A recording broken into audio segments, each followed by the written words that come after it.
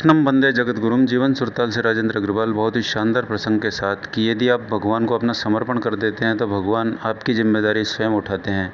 इस बात में कोई संशय नहीं है। इस कथा प्रसंग को शुरू करने से पहले मैं आप लोगों से निवेदन करता हूं कि जो लोग चैनल पर पहली बार हैं आवश्यक रूप से सब्सक्राइब करें, जिससे आपको शानदार जानकारी समय पर मिलती रहे, और अपने पात्र साथियों को आवश्यक रूप से शेयर करें, क्योंकि निश्चित रूप से आपको वीडियो अच्छा लगेगा। और वीडियो के अंत तक ज़रूर जाएं, जिससे आप इसके मर्म को जान सकें। तो आइए शुरू करते हैं।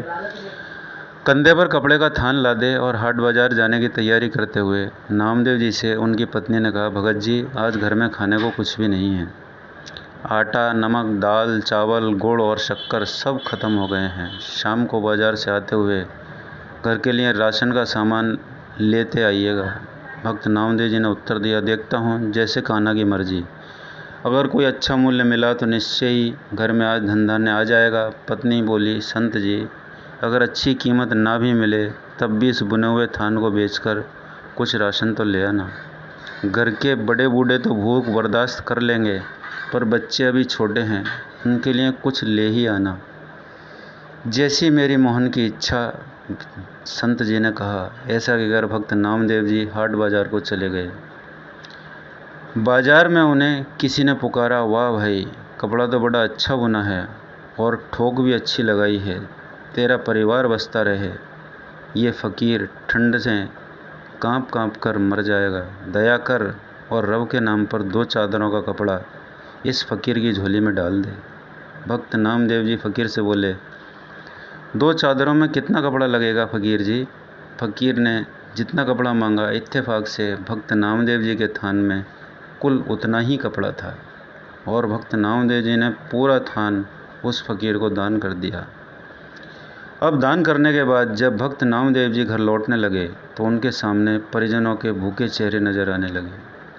फिर पत्नी की कही बात कि घर में खाने की सब सामग्री ख़त्म है, दाम कम भी मिले तो भी बच्चों के लिए तो कुछ ले ही आना। अब दाम तो क्या, थान भी दान में जा चुका था। भक्त नामदेव जी एकांत में पीपल की छाँव में बैठ गए और कहने लगे, जैसी मेरी कान्हा की इच्छा। जब सारी सृष्टि का सार पूर्ति वो खुद करता है तो मेरे परिवार की सार भी वही करेगा। और फिर भक्त नामदेव जी अपने हरि के भजन में लीन हो गए। अब भगवान कहाँ रुकने वाले थे। भक्त नामदेव जी ने सारे परिवार की जिम्मेदारी अब अपने सुपुर्द कर जो दी थी। अब भगवान जी ने भक्त जी की झोंपड़ी का दरवाज़ा खटखटाया। नामदेव जी की पत्नी ने पूछा, कौन है? नामदेव का घर यही है ना? भगवान ने पूछा। अंदर से आवाज़ आई, जी हाँ, आपको कुछ चाहिए? भगवान सोचने लगे, धन्य है नामदेव जी का परिवार। घर में कुछ भी नहीं है, फिर भी हृदय में कुछ देने की, किसी की मदद की अब भी जिज्ञासा है। भगवान बोले, दरवाज़ा तो खोलिए। अंदर से आवाज़ आई, लेकिन आप कौन हैं? भगवान ने कहा, सेवक की क्या पहचान होती है भक्तानी? जैसे नामदेव जी कान्हा के सेवक हैं, वैसे ही मैं नामदेव जी का सेवक हूँ। ये राशन का सामान रखवा लो। पत्नी ने दरवाज़ा पूरा खोल दिया। फिर इतना राशन घर में उतरना शुरू हुआ कि घर के जीवों की घर में रहने की जगह भी कम पड़ गई।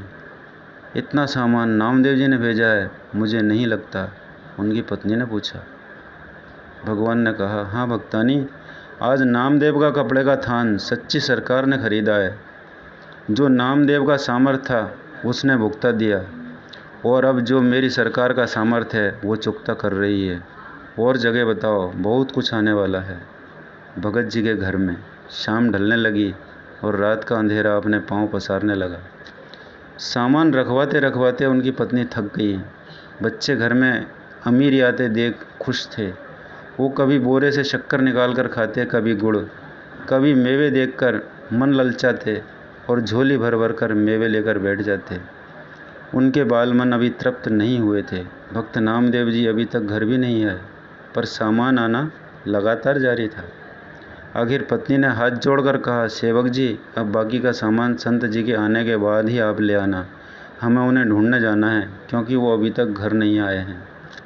भगवान बोले, वो तो गांव के बाहर पीपल के नीचे बैठकर हरि का भजन कर रहे हैं। अब परिजन नामदेव जी को देखने गए। सब परिवार वालों को सामने देखकर नामदेव जी सोचने लगे, ज़रूर ये भूख से बेहाल होंगे और मुझे ढूंढ रहे हैं। इससे पहले कि संत नामदेव जी कुछ कहते, उनकी पत्नी बोल पड़ी, कुछ पैसे तो बचा लेने थे। अगर थान अच्छे भाव बिक गया था तो सारा सामान आज ही खरीद कर घर भेजने की क्या ज़रूरत थी। भक्त नामदेव जी कुछ पल के लिए विस्मित हुए, फिर बच्चों के खिलते चेहरे देखकर उन्हें एहसास हो गया कि ज़रूर मेरे प्रभु ने कोई खेल कर दिया है। पत्नी ने कहा, अच्छी सरकार को आपने थान बेचा, और वो तो सामान घर में भेजने से रुकता ही नहीं था। पता नहीं कितने वर्षों तक का राशन दे गया है। उससे मिन्नत करके रुकवाया, बस कर, बाकी संत जी के आने के बाद उनसे पूछ कर कहीं रखवाएंगे। भक्त नामदेव जी हंसने लगे और बोले, वो सरकार है ही ऐसी, जब देना शुरू करती है तो सब लेने वाले थक जाते हैं। उसकी बख्शीश कभी ख़त्म नहीं होती, वही सच्ची सरकार की तरह सदा कायम रहती है। कहा है, हरि अनंत हरि कथा अनंता, कहीं सुनई भव विधि सब संता। तो बोलो भक्तों के भगवान की जय।